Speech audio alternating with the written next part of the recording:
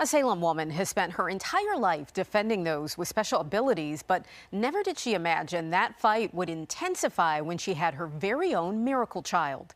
10 News anchor Japhanie Gray shows us their journey filled with both pain and happiness, but one that she demonstrates in a children's book inspired by her son Sam in the deep Blue Ridge.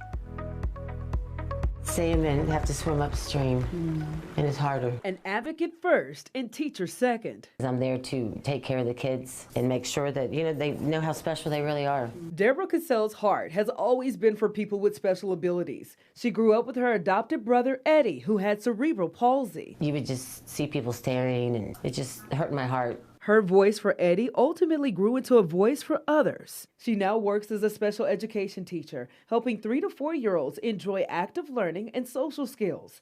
She believes this chapter of her life prepared her for Sam, her miracle child. After suffering several miscarriages, Deborah was blessed with twins. So I'm like, whoa, I hit the lottery, good boy and girl. Unfortunately and abruptly, Deborah's liver and organs began shutting down, causing her to have an emergency C-section. I just remember laying there like no clothes because they're going to cut you open and just crying like, what's going on. Born at 1 pound and 13 ounces, Sam and his sister Allison came into this world 3 months early. Allison didn't make it. We were there when she passed away. They were working on her. And I remember they asked, do you want us to keep going? They were doing like CPR and stuff.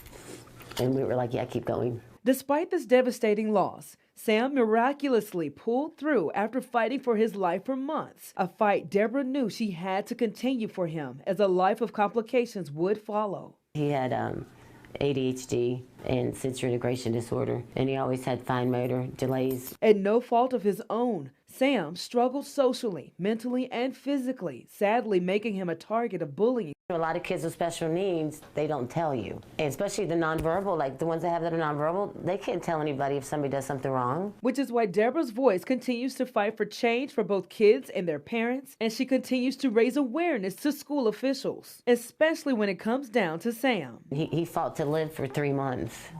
So I'm like, there's no way I'm not going to fight for my child. Sam outgrew the challenges he's faced and has thrived, proving all of his bullies wrong. He's now 16, an AB honor roll student, and hopes to be a lawyer in the Navy one day. From where he started to now, I mean, it really is a miracle. If we could teach kids at a young age why people might act differently, that have special abilities, then there won't be as much bullying to these kids. And that brings us to Sammie the Salmon, a children's book Deborah wrote inspired by her son's resilient journey. So the book is just about this itty-bitty little salmon that you brought home, and then how he just started to grow.